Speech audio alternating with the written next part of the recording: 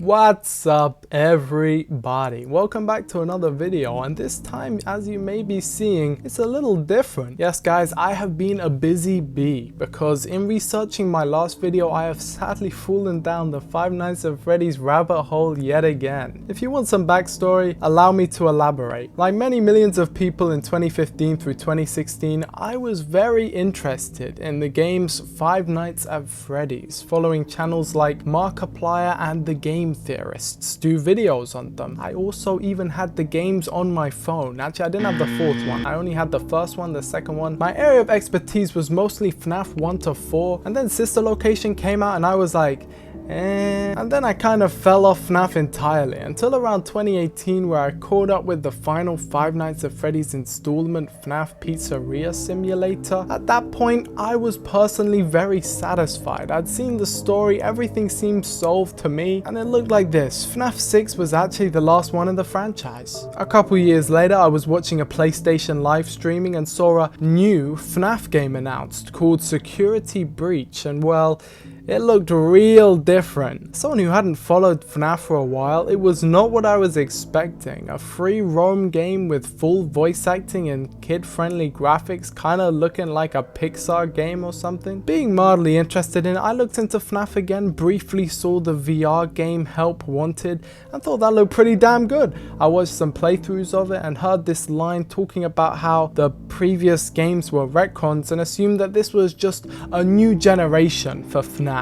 I saw the game was made by someone who wasn't Scott Cawthon, and just put two and two together that this game and the new one were in an entirely new timeline to the previous games, totally disconnected, kind of like how he said the books and the games were disconnected as well. I just assumed that, and that's what I thought until a couple weeks ago when I started making my Five Nights at Freddy's video. I actually made that one after rewatching this video, one of my favorite FNAF videos ever made, and it really started a fire within me. Now, despite being out of the loop and well, never really ever being in the fandom in the first place, I was not on social media at that time and I never talked with anyone about it. I had memorized enough from at least the first 4 games to basically write a script from memory. But it was when I started doing Google searches for mainly FNAF 6 that I began to stumble upon other videos, other FNAF content and content related to Security Breach, and now about a month later, I have to admit, I'm hooked. Let me go through my stages of thought real quick. The first thing I thought when I saw Security Breach was,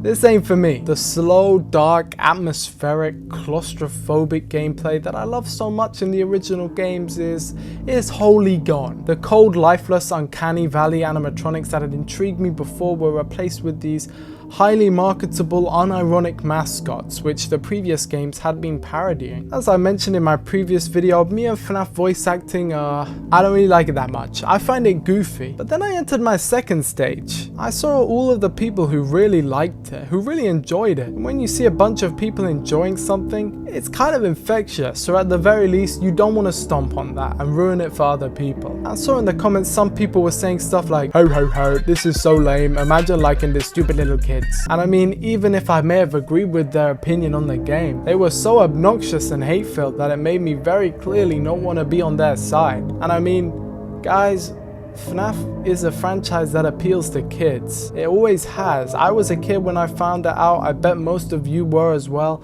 And that's okay. That's just how it is. So I went from not really liking it to being glad that other people liked it, to then get to my next step, understanding why people like it. This point was where I really started getting into the lore. Now, for some reason or another, when researching theories, no game theory videos showed up for me, which is why I said in my video that I didn't even know that they still did videos on FNAF, but now I have found them. I haven't actually watched them, but maybe I should, because I am interested now. This isn't me pretending. I assumed that this was his last FNAF video, I guess. The guy I watched at first who really kind of reinvigorated the spark was this guy, FNAF, which is a great name, by the way. So I started getting into the theories, learning about all the mysteries, and then I finally entered the final stage. I like this game now. Yep, I went on a full hero's journey, from not knowing about the game to not caring about it, to not liking it, to tolerating it, to liking it, because this game is crazy. Now, gameplay wise, is it good?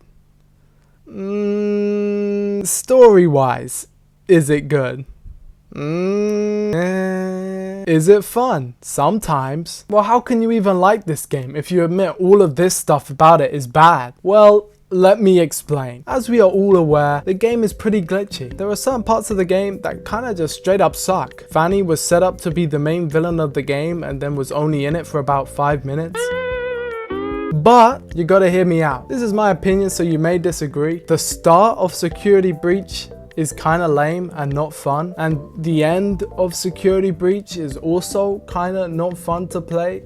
But this middle section where you're going around and exploring and there's these sections, this is pretty fun. Security Breach isn't really a horror game anymore, it's more of a stealth adventure game, and when you see it like that, it's pretty enjoyable. And yes, even with the glitches. On my FNAF tier list, I would put it around here. But enough of that. We ain't here for a review, you might be saying, and neither am I. I'm here to solve this, goddammit, because I've had enough of this. I've been watching videos, watching people cry and complain and swear there's no way to solve the game. You fools, this game is easy. I could solve this game blindfolded with 2 hands behind my back. Just watch me. Nah, but seriously, as a noob to FNAF Security Breach, I want to do my best to answer some of the game's greatest mysteries and hopefully make a semi-accurate theory for what could happen next in the DLC Ruin. I like that trailer, by the way. It was pretty good. Hope you enjoy. Number 1, Vanessa and Vanny. Apparently this is a question in the current FNAF community. Are Vanessa and Vanny 2 different people?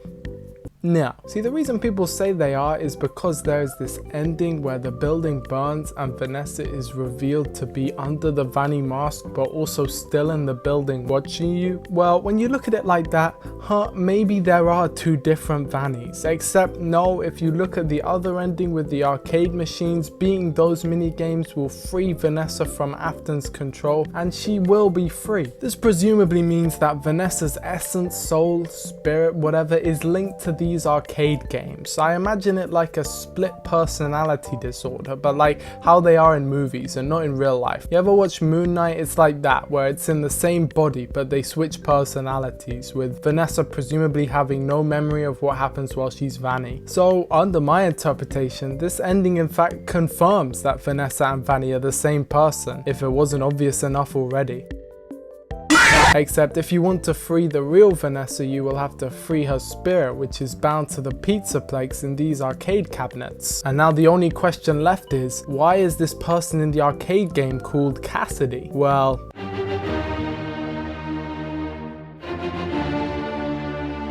it's a red herring. Number 3, Patient 46. Now this is probably the biggest mystery of Security Breach because it is intentionally designed to be as confusing and contrived as possible. But that's how I like my puzzles, so let's figure this one out. Now my first thought was that if the other patient is Vanessa, who it definitely is, maybe the other one is Vanny? Not that they're different people, I just went over how they're not. But in that maybe she acts super different because it's a different personality. I mean, I had to throw this one out the window though, because sadly this theory makes no sense, but it was my gut instinct, so I thought I should mention it. My next theory was that it was whoever was living in this room. We'll get into this room in a second, but a lot of people assume this room belongs to a robot child coming into consciousness. That is crazy, by the way. This links to Patient 46 being a good hacker, which would make sense because they are a robot. And I mean, I guess we can't disprove this theory because we don't know who lives in this room, meaning we don't have enough information about it to necessarily say that it's false. But this goes the other way. We can't necessarily prove if it's true either. Nor is it very satisfying to say that this mysterious Patient 46 is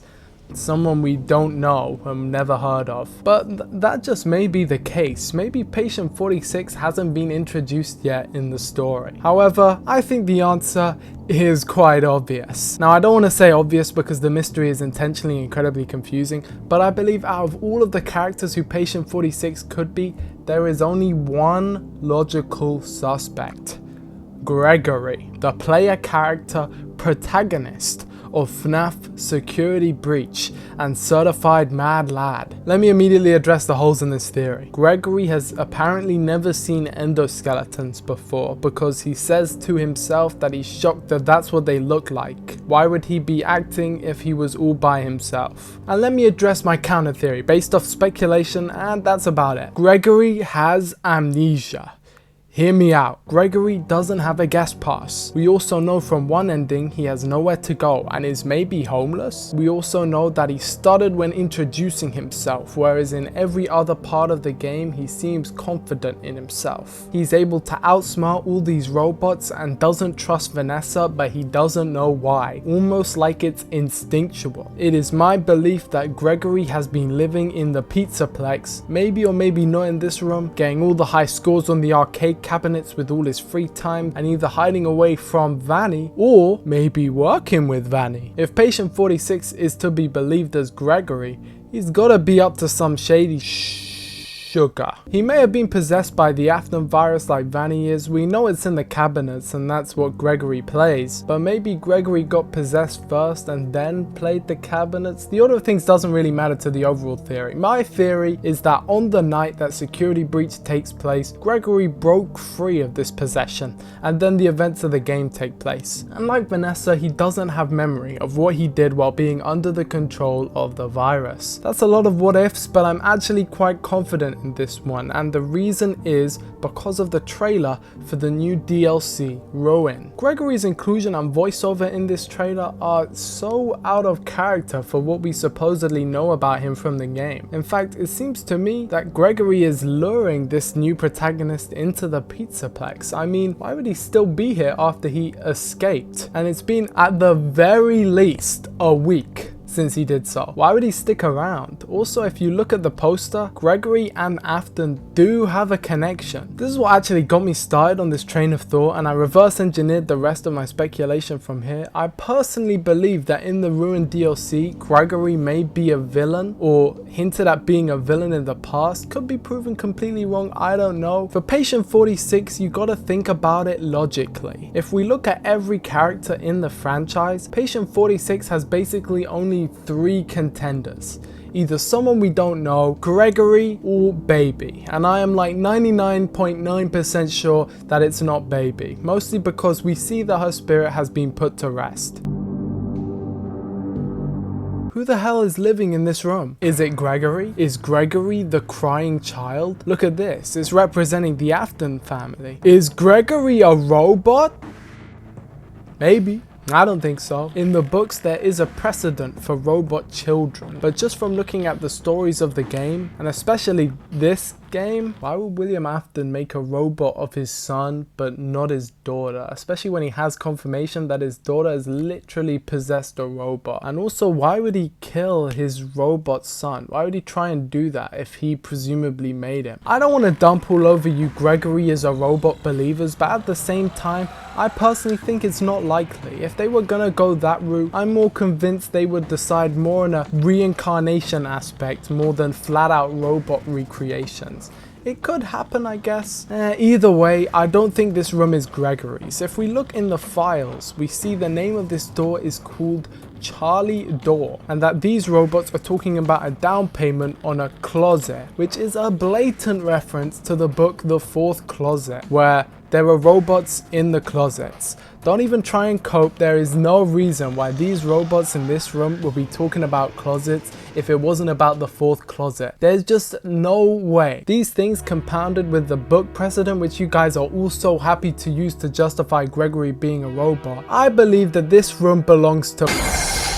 Okay guys, I am deciding that I am gonna keep this one for a separate video. I was writing it out and trust me, I am convinced that this theory / interpretation is true. I just don't know if I can say it in a way which sounds true. I have evidence, I have narrative justification. I think from the setup I've given you, you can pretty much extrapolate who I was gonna say this room belongs to, but I was writing the script and this video was meant to be short and it turned real long. So as I said, I'm gonna take this and turn it into its own video later down the line. I'm sorry for this, but for real, you gotta believe me, it's better this way. Of course, there is always the possibility that this room belongs to someone we have not been introduced to yet, which for this, more so than Patient 46, I believe is a potential option. It's more likely. But okay, well, that seems to wrap up everything here, and I hope you enjoyed the video. This is my first time trying to do a FNAF theory. But hey, Did I do it well? I don't know. I hope I answered all these questions to a satisfying degree. TLDR, these are my answers for all of the questions I posed in this video. I really enjoyed making this, so I'm thinking of doing another video like this soon. Leave a like if you're interested in something like that. Comment below. Anyway, I hope you enjoyed. Leave a like and subscribe, and I will see you in the next one.